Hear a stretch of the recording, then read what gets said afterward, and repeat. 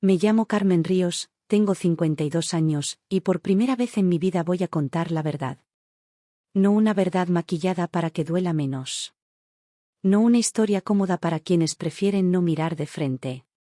La verdad tal y como la viví, con sus grietas, sus silencios, y sobre todo, con ese grito que todavía me retumba en el pecho: no eres parte de esta familia, dicho por la voz de mi propio hijo, con los ojos llenos de rabia y una puerta que se cerró con violencia detrás de él. Pero lo que nunca imaginé fue que unas semanas más tarde, de pie frente a un grupo de extraños y en medio de una situación que parecía no tener nada que ver con mi vida personal, un hombre con uniforme, con voz firme y mirada honesta, el capitán de un grupo de voluntariado civil, me diría sin dudar: «Usted sí pertenece aquí». Y esa frase, sencilla y directa, me devolvió algo que creía perdido, la certeza de que yo aún tenía un lugar en el mundo. Que aunque mis propios hijos me dieran la espalda, yo no era invisible. Antes de continuar, si estás escuchando esto y te identificas, si alguna vez te sentiste rechazada en tu propia casa, suscríbete al canal y activa la campanita. Lo que voy a contarte no es solo mi historia. Puede que también sea un poco la tuya. Déjame llevarte al principio de todo. Mi marido murió hace 5 años. Fue un infarto fulminante, en plena calle, sin previo aviso. Tenía 57. Se llamaba Fernando. Era un hombre bueno, aunque no fácil. De esos que no expresan lo que sienten, pero están siempre ahí. Juntos criamos a nuestros 3 hijos, Javier, el mayor, hoy con 29 años, Clara, que tiene 26, y Lucas, el más pequeño, que acaba de cumplir 21. Tras la muerte de Fernando, todo cambió. No de golpe, sino lentamente, como cuando una casa empieza a agrietarse desde la base. Primero fue Javier, que se volvió frío, práctico, distante. Luego Clara, que me exigía no dramatizar tanto. Y Lucas, él era mi refugio. Hasta que dejó de serlo. Pasé 2 años sobreviviendo, no viviendo. Mi vida giraba en torno a los demás: ayudar a Clara con su máster, cuidar al perro de Javier mientras él trabajaba en Bruselas, hacer la compra para todos, limpiar la casa de Lucas cuando venía de la universidad. Yo era útil. Eso creía. Hasta que un día, dejé de serlo. Todo explotó una tarde de domingo. Estábamos en casa de Clara, celebrando el cumpleaños de su pareja. Yo había cocinado, como siempre. Serví los platos, organicé la mesa, incluso llevé vino de mi propio bolsillo. Pero en algún momento, sin saber cómo, una conversación tonta sobre herencias derivó en reproches. Javier me acusó de haberle dejado todo a papá. Clara me echó en cara que nunca le enseñé a ser fuerte. Y Lucas, él fue el que dijo la frase: «No eres parte de esta familia, mamá. Solo apareces cuando necesitas atención». Fue como si me arrancaran algo. Ni siquiera lloré. Me quedé paralizada. Nadie dijo nada. Nadie me defendió. Ni uno solo. Me fui sin hacer ruido. Caminé por las calles de Valencia sin rumbo, con las manos temblando. Esa noche dormí en casa de una vecina. Al día siguiente, nadie me llamó. Fue entonces cuando supe que tenía que hacer algo. No por ellos. Por mí. Me inscribí en un curso de primeros auxilios comunitarios, organizado por Protección Civil. No sabía bien por qué. Tal vez solo quería estar con gente que no me mirara como un estorbo. Allí conocí al capitán Muñoz. Un hombre mayor, con barba blanca y una voz que imponía sin necesidad de gritar. La primera vez que me vio, me preguntó: «¿Por qué estás aquí?». Y respondí con sinceridad: «Porque necesito sentir que todavía soy útil». Él asintió, y me dio un chaleco naranja fosforescente. No hizo falta decir nada más.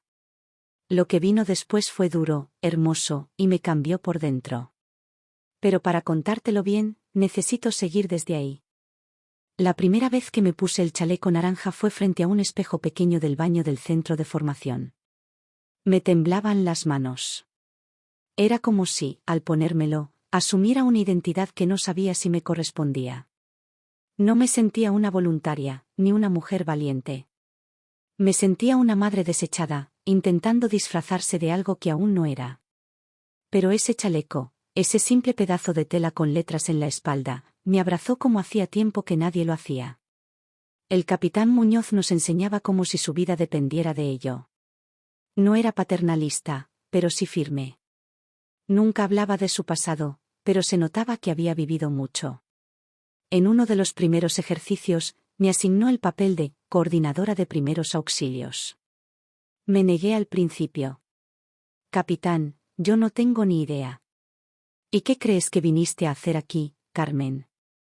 ¿A seguir pidiendo permiso? Me quedé muda. Ese día, por primera vez en años, tomé decisiones. A pequeña escala, sí, pero mías. Tú vas con el botiquín, tú avisas al 112, tú te quedas con la víctima. Cuando terminé, Muñoz se me acercó y dijo: eso fue liderazgo. Sin adornos. Natural. Real. Salí de ese simulacro con el pecho inflado de algo que no reconocía al principio. Luego me di cuenta, era dignidad. No orgullo. Dignidad. Durante los días siguientes, me sumergí en el curso como quien se agarra a una tabla en medio del mar. Aprendí a hacer RCP, a usar un desfibrilador, a contener una hemorragia. Pero lo que más aprendí fue a mirar a los ojos. A decir, estoy aquí, sin miedo a que alguien me lo cuestione. Mientras tanto, en casa, el silencio era absoluto. Ni Javier, ni Clara, ni Lucas. Nada. Como si hubieran decidido que era más fácil borrar a una madre que asumir lo que habían hecho. Al principio, dolía como una quemadura. Luego, se convirtió en un espacio de paz. Me descubrí sin el teléfono en la mano, sin la ansiedad de esperar mensajes que no llegaban.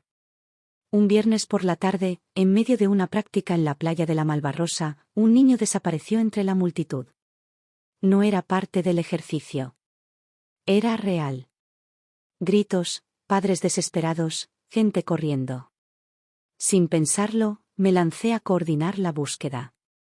Pedí ayuda a los voluntarios más jóvenes, organicé un perímetro. Fui corriendo por la arena, gritando el nombre del niño que nos había dicho su madre. Lo encontramos 20 minutos después, escondido en una caseta de socorristas, llorando y asustado. Lo abracé. Le hablé como a mis propios hijos cuando eran pequeños. Le dije que todo iba a estar bien, que no estaba solo. Cuando regresamos al punto de encuentro, con el niño a salvo, el capitán Muñoz me miró delante de todos y dijo: ella no tenía que hacerlo. Pero lo hizo.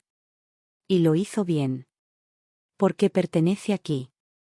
Me quebré por dentro. Pero no lloré.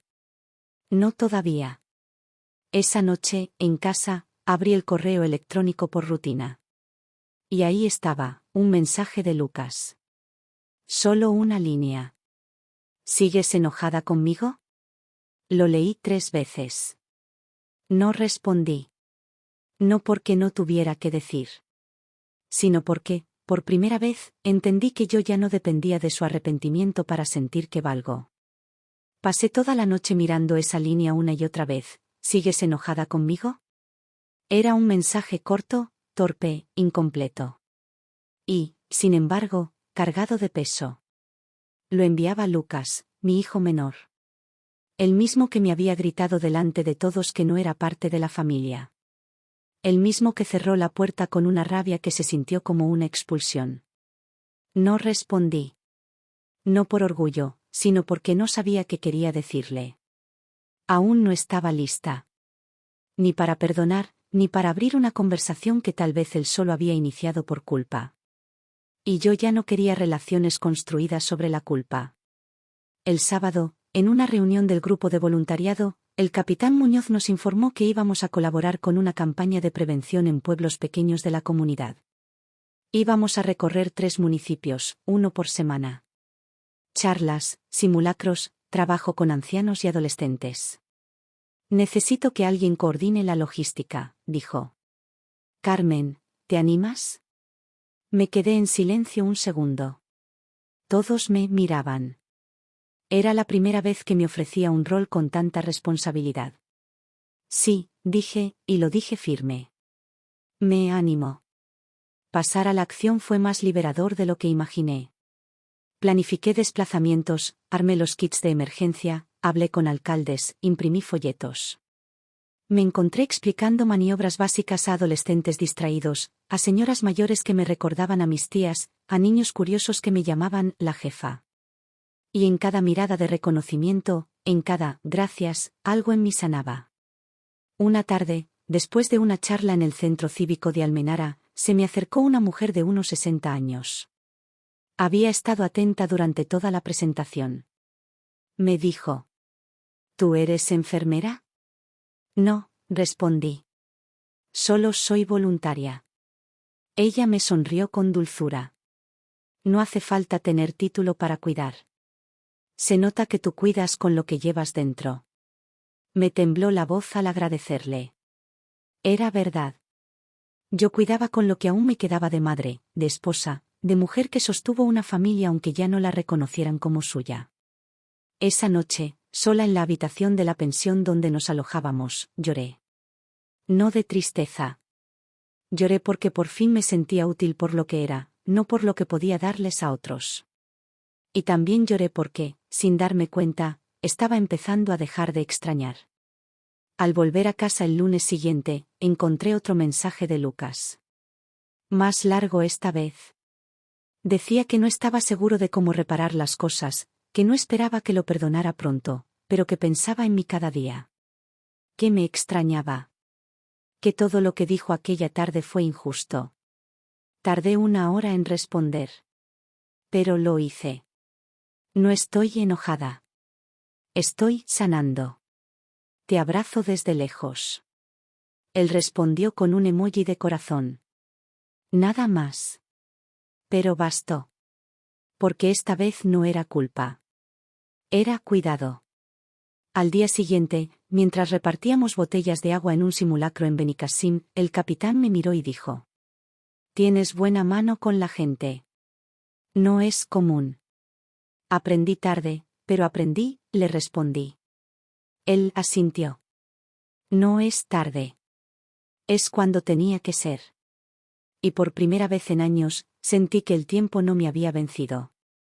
Solo me estaba devolviendo a mí misma. Después de Benicassim, el grupo tuvo una semana de descanso. No teníamos salidas programadas, pero el capitán me pidió que lo ayudara a organizar los materiales para una jornada formativa en Valencia. Aproveché esos días para volver a mí, a mi cuerpo, a mi casa. Limpié despacio, cociné para mí sola, como hacía años no lo hacía, sin la prisa de quien espera visitas que nunca llegan. Una tarde, mientras doblaba ropa, llegó una llamada. Era Clara. Mamá, dijo, con una voz que no usaba desde que tenía 14 años. ¿Podemos vernos? Me quedé en silencio unos segundos. ¿Ahora? Sí. Estoy cerca de tu casa. Acepté. Cuando colgué, me temblaban las manos. Clara llegó 20 minutos después. Estaba delgada, con el cabello más oscuro y los ojos tristes. Se sentó en la cocina, como siempre hacía cuando era niña, con las manos entrelazadas sobre la mesa. He estado pensando mucho, dijo, sin rodeos.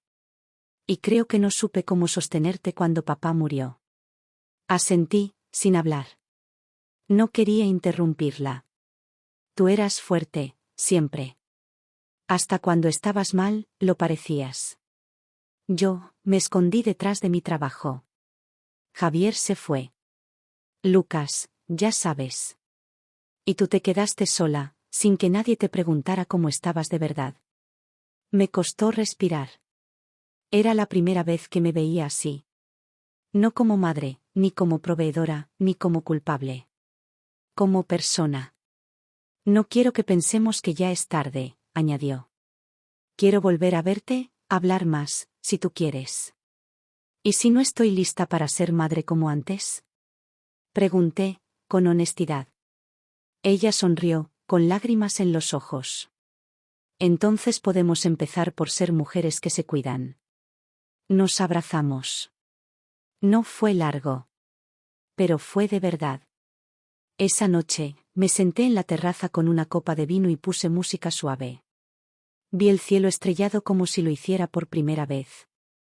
Y pensé en cómo, durante tantos años, viví esperando que alguien me validara. Primero Fernando, luego mis hijos. Esperando siempre que alguien dijera, vales la pena. Y sin embargo, la única que nunca me lo dijo fui yo misma. Así que esa noche, lo dije en voz alta. Como un mantra, como una promesa. Yo sí pertenezco. A este mundo. A esta etapa. A esta vida que estoy reconstruyendo. Al día siguiente, recibí un correo del capitán. No era común que escribiera, pero me sorprendió. Carmen, el ayuntamiento quiere una portavoz para la campaña de voluntariado. Pensé en ti. Tienes el respeto del grupo. Te escuchan, ¿te animas? No tardé ni un segundo. Sí. Claro que sí. Ese mismo día, mientras caminaba hacia el mercado, me crucé con Lucas. No me vio al principio. Iba distraído. Cuando me reconoció, se detuvo, incómodo. Iba solo. Se acercó despacio. ¿Puedo caminar contigo un rato? Asentí. Caminamos sin hablar durante 3 manzanas. Hasta que él dijo, bajito. Estoy haciendo terapia. Me quedé quieta. Lo miré. Vi a mi hijo. No al que me gritó. Al que nació de mí. Me alegra mucho, le dije. Quiero reconstruir, aunque sea lento. Entonces caminemos, respondí. Despacio. Pero caminemos. Esa fue la tarde en que entendí que sanar no es regresar al pasado, sino permitirnos un presente diferente. Nunca imaginé que hablar en público se volvería parte de mi vida. Yo, que pasé años sirviendo mesas, lavando platos, organizando cumpleaños familiares en silencio, me encontraba ahora frente a un auditorio del Centro Cultural de Valencia con un micrófono en la mano y un cartel a mi espalda que decía, Campaña de voluntariado comunitario, el valor de estar. El capitán Muñoz estaba en primera fila, con los brazos cruzados y la mirada serena. Me había entrenado durante días, dándome consejos, ayudándome a ordenar ideas. Pero más que todo eso, me había dado confianza. No me dijo qué decir. Me pidió que hablara desde el lugar que conocía mejor, el de la mujer que había encontrado su lugar cuando ya nadie parecía guardárselo. Buenas tardes, dije, con voz clara. Me llamo Carmen Ríos, tengo 52 años, y no siempre supe que tenía un lugar aquí. Conté mi historia. Sin dramatismos. Sin esconder nada. Les hablé de la muerte de Fernando, de la soledad, de mis hijos distantes, de cómo terminé en el curso de primeros auxilios buscando algo que ni siquiera sabía nombrar. Les hablé del día en la playa, del niño perdido, del chaleco naranja que me cambió más de lo que cualquier terapia pudo hacer. A veces, cuando ya no esperas nada, aparece algo que no sabías que necesitabas. Y lo que encontré aquí no fue solo un equipo, fue pertenencia. Por eso estoy aquí. Para que otras personas, especialmente mujeres como yo, sepan que aún pueden empezar de nuevo. Al terminar, hubo un aplauso que me dejó paralizada por unos segundos. No sabía qué hacer. Miré al capitán, que simplemente asintió, como diciendo, te lo dije. Esa noche, Lucas me llamó. No mandó mensaje. Llamó. Atendí con el corazón acelerado. Te vi en el vídeo de la charla, dijo. Alguien lo subió al grupo del ayuntamiento. ¿Y qué pensaste? Que eres más fuerte de lo que nunca entendí. Que te mereces un respeto que no te dimos. Hubo un silencio largo. ¿Puedo invitarte a comer esta semana? Sí, respondí. Me encantaría. También Clara me escribió. Me dijo que la charla la había hecho llorar. Que no sabía cuánto me dolía hasta que me escuchó hablar sin rencor. No me di cuenta de que te necesitábamos, mamá. Siempre pensé que eras tú la que nos necesitaba a nosotros. Le respondí que ahora era distinto. Que yo también tenía mi mundo. Y que nos podíamos encontrar desde otros lugares. Desde la adultez. El siguiente viernes, me invitaron a otra charla, esta vez en un instituto de barrio. Un grupo de adolescentes me escuchó con respeto inesperado. Una chica me preguntó al final: ¿Usted se sintió alguna vez invisible? Toda mi vida, le dije. Hasta que empecé a hacerme visible para mí misma. Esa frase, me di cuenta después, era más que una respuesta. Era un manifiesto personal. Esa misma noche, mientras organizábamos una jornada de recolección de alimentos, el capitán me llamó aparte. Estoy jubilándome, Carmen. Esta será mi última campaña. Me quedé en silencio. Él sonrió. Quiero que tú te encargues del equipo a partir del próximo mes. Tienes todo lo que hace falta. Y algo más, sabes mirar. No todo el mundo sabe hacer eso. Me quedé sin palabras. Solo pude abrazarlo. Aquel fue uno de los abrazos más sinceros que he dado en mi vida. Cuando el capitán Muñoz me cedió la coordinación del equipo, sentí que algo dentro de mí se transformaba. Ya no era solo una mujer reconstruyéndose, era una guía para otros. Me entregó una carpeta con documentos, contactos, protocolos. Pero lo más importante fue lo que me dijo justo antes de irse. Coordinar no es dar órdenes, Carmen. Es sostener sin que se note. Es mirar a todos, incluso al que cree que no lo necesita. Y eso hice. Durante las primeras semanas, me dediqué a conocer de verdad a cada voluntario. Había una chica, Miriam, de 25 años, que siempre llegaba callada. Un día me senté con ella y, después de mucha paciencia, me confesó que se apuntó al grupo para salir de una relación tóxica y no volver a encerrarse en casa. Le dije que yo también había escapado de algo, aunque no lo pareciera. Desde ese día, Miriam empezó a quedarse después de los turnos. Nos tomábamos un café, hablábamos de libros, de la vida. Se convirtió en mi sombra luminosa. La rutina se volvió significativa. Coordinaba operativos, firmaba formularios, organizaba turnos. Pero también celebraba cumpleaños, escuchaba problemas familiares, enseñaba a otros a ponerse bien el chaleco. Ya no era la que ayuda. Era la que está. Una tarde, al salir de una jornada de donación de sangre, vi que Lucas me esperaba en la entrada. No habíamos concretado hora, pero ahí estaba. Con una sonrisa tímida y un ramo de margaritas. Hoy te las mereces tú, dijo. Nos fuimos a caminar. Hablamos de cosas simples, su carrera, su nueva terapeuta, el piso que compartía con amigos. Pero al llegar al parque, me miró y dijo: No sé si lo que te hice tiene arreglo. Solo sé que quiero volver a quererte bien. Le tomé la mano. No necesitaba más. No esa tarde. No en ese momento. Empecemos por aquí, le respondí. En casa, las cosas con Clara y Javier también empezaban a cambiar. Ella me mandaba recetas nuevas para probar. A veces venía con su pareja a cenar. Javier aún era distante, pero me escribió un correo en el que, sin palabras directas, me decía que veía todo lo que estabas logrando, mamá, y me alegra. Las palabras justas. Nada más. Me sentía en paz. No porque todo estuviera solucionado, sino porque ya no dolía como antes. El dolor que no se nombra te controla. Pero el que reconoces, se transforma en otra cosa. En aprendizaje. En espacio. Una mañana, mientras limpiaba los archivos del ordenador del grupo, encontré una carpeta con fotos de actividades antiguas. Y allí estaba yo, en una de las primeras prácticas, con cara de miedo y el chaleco mal puesto. Lloré al ver esa imagen.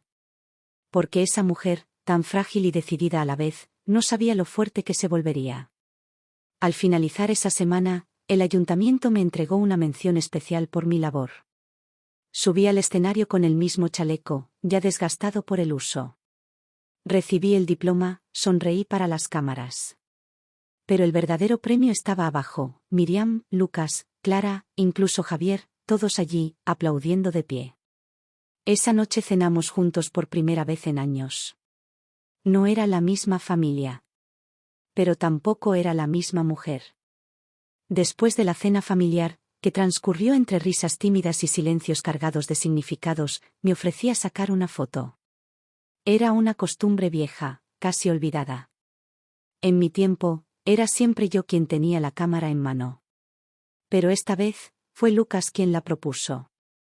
Mamá, vente tú también. Vamos a hacerla todos. Me quedé quieta un segundo. No por timidez, sino por lo que significaba. Por años, había sido yo la que tomaba las fotos, la que capturaba momentos para los demás. Esa noche, por primera vez, me pidieron que saliera en la imagen. Nos acomodamos en el sofá. Clara se apoyó en mi hombro. Lucas abrazó a Javier desde atrás. Miriam, a mi lado, con una sonrisa nueva. Mi nieta, sí, la hija de Clara, me tomó la mano sin decir nada. Solo apretó fuerte, como diciéndome, te veo. Cuando vi la foto después, sola en casa, me quedé mirando el rostro que ya no era el mismo. Había arrugas más marcadas, sí. Pero también una mirada más firme. Como si por fin me reconociera.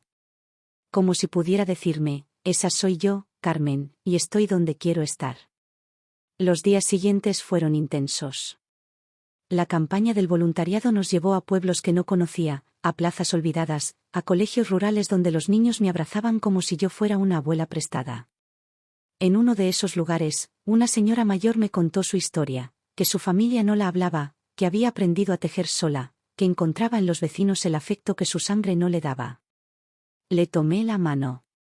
Yo también tuve que encontrar una familia nueva, le dije. Nos reímos. Lloramos un poco. Y tejimos juntas una hora entera bajo el sol de mediodía. De vuelta en casa, una noche recibí un mensaje inesperado de Javier. Me invitaba a comer a su piso. Fui sin expectativas, con la mente abierta. Me recibió con una mesa puesta con esmero y una frase breve. Sé que no fui justo contigo. Pero quiero aprender a ser mejor hijo, si me dejas. No respondí con palabras. Lo abracé largo. Javier, el hijo fuerte, el que siempre controlaba, se quebró un poco en ese gesto. Y en ese quiebre, lo reconocí. Al llegar a casa, me encontré con un sobre en el buzón. No tenía remitente. Dentro había una postal, escrita a mano. Gracias por cuidarnos a todos sin que lo notáramos. Ahora te vemos. Y no vamos a soltarte. Clara. Se me cayó el alma al suelo. Lloré en silencio, en la cocina, mientras calentaba agua para un té que ya no necesitaba. Lloré por la mujer que fui, por la que soportó, por la que dudó, y sobre todo por la que finalmente aprendió a quedarse. En la siguiente reunión del grupo de voluntariado, Miriam me trajo un regalo, un cuaderno con tapa dura, artesanal, con mi nombre grabado. Dentro, en la primera página, había una frase escrita con letra pequeña. No todos los refugios son de ladrillo. Algunos caminan con chaleco naranja. Lo cerré con cuidado. Y supe que, pasara lo que pasara, yo ya no era una mujer perdida. Era una mujer que había encontrado su lugar. No porque se lo dieran, sino porque aprendió a construirlo. Peles en la mesa del comedor. Era una escena que en otro tiempo habría sido común. Pero esta vez tenía algo distinto. No era rutina. Era decisión. Estaban haciendo el esfuerzo de traerme de vuelta, de modo voluntario. No como madre funcional, sino como parte de algo que querían reconstruir. Cuando nos sentamos, Clara sacó una caja de cartón. Dentro, fotos viejas. Cartas. Dibujos de cuando eran niños. Me miró. Esto lo guardó papá. Y lo habíamos dejado olvidado en el desván. Queremos repasarlo contigo. Durante horas miramos esas imágenes. Reímos con una donde Lucas salía llorando disfrazado de rana. Clara me mostró un dibujo que había hecho a los 8 años, donde todos estábamos dibujados, menos yo. Se le humedecieron los ojos. No te dibujé porque siempre estabas en la cocina, o trabajando. No me di cuenta entonces. Ahora lo entiendo. Javier sacó una carta. Era de mi puño y letra, escrita a Fernando cuando él estuvo internado una semana antes de morir. No recordaba haberla escrito. En ella, le hablaba de mi miedo a quedarme sola, del cansancio de ser fuerte todo el tiempo, de cómo no sabía si después de él, seguiría siendo alguien para los niños. Mamá, dijo Javier, leí esto hace poco. Y me dolió no haber estado para ti. Estábamos ciegos. Todos. No respondí. No necesitaba hacerlo. Esa caja, esos objetos, esos silencios llenos de intención, lo decían todo. Al despedirnos, Lucas me acompañó hasta la puerta. Antes de abrirla, me dijo: ¿te gustaría venir a hablar a mi facultad? Van a hacer un ciclo de testimonios sobre reconstrucción personal. Me encantaría que te escucharan. Le tomé el rostro entre las manos. Lo miré con ternura. ¿Tú crees que tengo algo que decirles? Yo creo que tienes todo lo que necesitan escuchar. Acepté. Y esa decisión me acompañó toda la semana. Cuando subí al estrado en la facultad de Lucas, con estudiantes mirándome desde sus bancos, recordé a la Carmen que llegó a Protección Civil buscando sentirse útil. Ahora hablaba de dignidad, de procesos, de no ser perfecta pero sí suficiente. Y al terminar, recibí una ovación que no esperaba. Lucas me abrazó delante de todos. Esta sí es mi madre. Y sí es parte de mi familia. Esa frase, dicha en voz alta, cerró una herida que había sangrado en silencio por años. Esa noche, volví a casa caminando despacio. Sin prisa. Sin miedo. Porque el lugar al que había vuelto, ya no dolía. En medio de los nuevos vínculos que florecían, me encontré con una propuesta que me descolocó. El ayuntamiento me ofreció un cargo formal dentro de la coordinación de programas sociales, no solo como voluntaria, sino como parte del equipo técnico. El puesto implicaba más responsabilidad, sí, pero también sueldo, estructura y un espacio propio. Durante años, yo había evitado firmar compromisos. No porque no pudiera, sino porque temía ocupar lugares que no me correspondían. Pero esta vez no dudé. Firmé. Con la misma mano con la que tantas veces había servido platos, planchado camisas, sostenido a otros. Esta vez, esa mano escribía mi nombre para abrir una nueva etapa.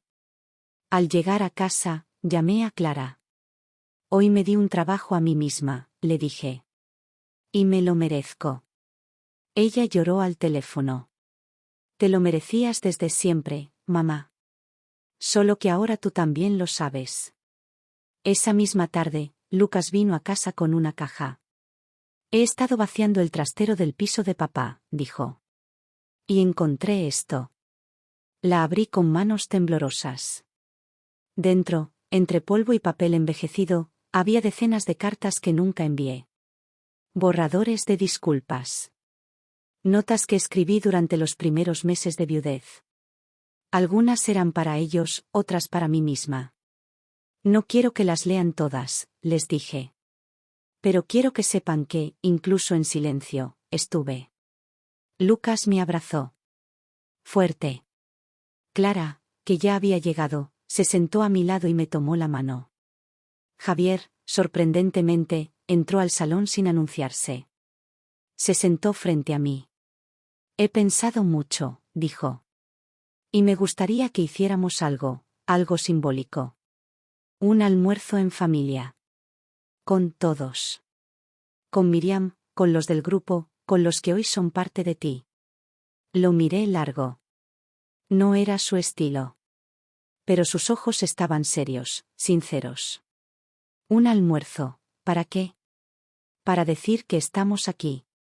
Que entendemos. Que te vemos. Lo organizamos para el domingo siguiente.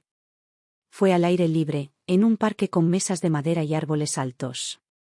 Miriam trajo ensalada, Lucas cocinó paella, Clara hizo su famosa tarta de queso. El capitán Muñoz también vino, aunque ya jubilado, con una boina azul y el paso más lento. Se sentó a mi lado y me susurró. Mira lo que construiste. Observé a mi alrededor, risas, platos compartidos, abrazos sinceros. No era una familia tradicional. Era una familia elegida. Formada por lazos que se tensaron, que se rompieron y se volvieron a atar, no por sangre, sino por cuidado. En medio del almuerzo, Lucas se levantó con una copa en la mano. «Quiero decir algo», anunció. «Y lo digo como hijo, como persona y como hombre que está aprendiendo». Todos lo miramos. Mi madre me dio la vida 3 veces, cuando nací, cuando me sostuvo después de papá, y cuando volvió a mirarme incluso después de haberla herido. Y no hay día en que no me arrepienta de aquel grito. Pero hoy quiero gritar algo distinto. Respiró hondo. Si eres parte de esta familia. Y siempre lo fuiste. Solo que ahora, nosotros también lo somos de ti. Hubo aplausos. Lágrimas. Yo no dije nada. No podía. Solo lo abracé. Esa noche, al llegar a casa, me miré en el espejo. No buscaba arrugas. Buscaba a la mujer que había sobrevivido a todo. Y allí estaba. Íntegra. Serena. Lista para lo que viniera.